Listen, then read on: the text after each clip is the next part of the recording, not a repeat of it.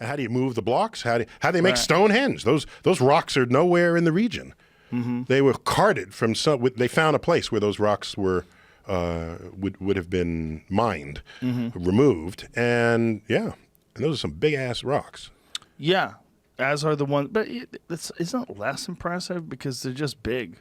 Like what the thing about the pyramids that's so impressive is the precision and the sheer numbers: 2,600,000 stones. Our best understanding of Stonehenge is that it's a functioning observatory that can actually predict eclipses. So, I just got to bitch slap you there. Oh, Stonehenge not impressive. It's just big stone. They're lined. They're lined with the summer solstice. Right.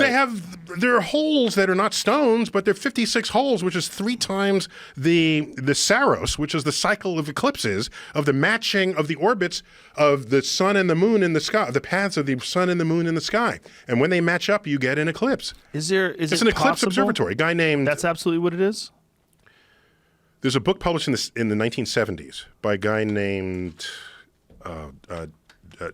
David Dawkins. It's not Richard Dawkins, but it's another one of these. Hawkins. Richard Hawkins. Richard Hawkins? Hawkins. Damn. One of them dudes. Damn. Well, we got our top crack researchers here. Jamie's on the ball. Just look up, the title of his book was Stonehenge Decoded. Just look up the title of that book. Anyhow, it's highly convincing, and we're all there with it. So it's essentially just a study of the position of the stones in relationship to Gerald Hawkins. Thank you. There we go. Yeah, Stonehenge Decoded.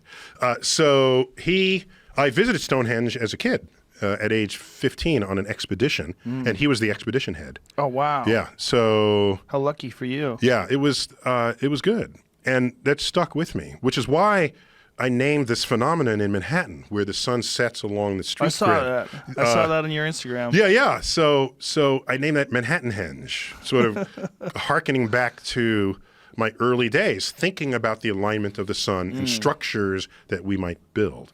So twice a year, for those viewers or listeners who don't know, twice a year, the Manhattan street grid, which is not perfectly aligned north-south, the Manhattan street grid the sun will set exactly on the grid. What a great picture. And what's up there now, that image, what's not obvious, is that picture is taken along a street that is itself 3 miles long, and then you're crossing the Hudson River, and then there's New Jersey on the other side. So people try to zoom in on it, but what you really should do is zoom out from it, and then you get the vanishing point on it. So yeah, all those are zoomed in. Let's go to that one looks more like my photo. Wait, go back to that other one.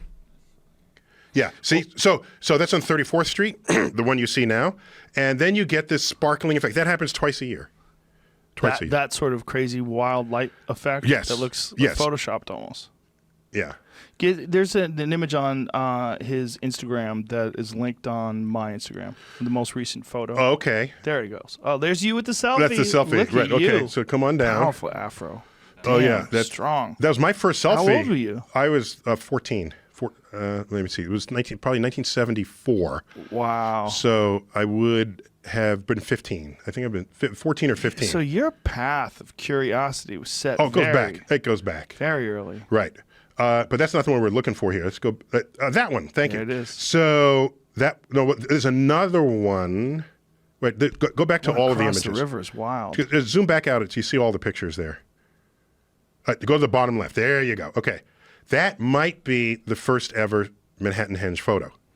What year is that from? I took that in 2001. Right, and it got published in 2002. So this is before September 11th. This is July 11th. I took it before September 11th. Right. Wow. Right. And then I had a means to publish it. And right then, notice that it's a green light and traffic is ready to knock me over.